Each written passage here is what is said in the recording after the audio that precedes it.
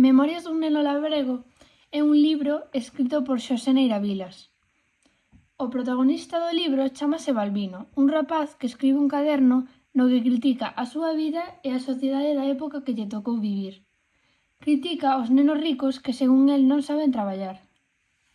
Fala del como un ninguén. Conta a malleira que lle deu o seu pai por vingarse do fillo do señor. Noutra ocasión, o pai tamén lle pega cunha corda por escapar para ir a ver os foguetes. Nas festas, quedaba encerrado na casa porque, aínda que facía 3 anos que morrera o seu tío Braulio, a súa familia seguía de loito. Balbino quería deixar de ser pobre.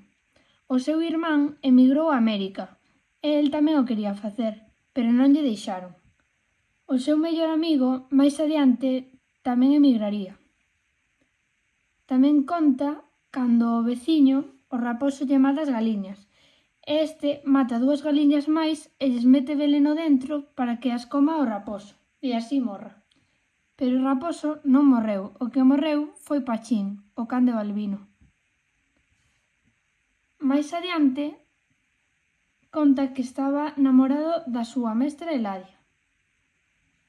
Balbino acabou marchando a casa da súa prima Celia, fuxindo do seu pai, porque tivo outro enfrontamento con Manolito, o fillo do señor.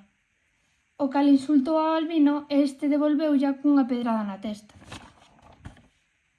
O pai fixéralle ir á casa do señor e diante deles pegarlle unha malleira cunha corda.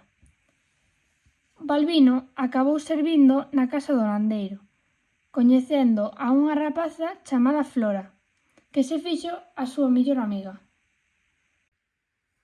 Para saber máis sobre os enfrontamentos de Balbino co fillo do señor e diferentes anécdotas da súa vida, recomendo ler o libro, o que, por certo, é de carácter autobiográfico, e o podes atopar en diferentes versións, como en libro ou en banda deseñada.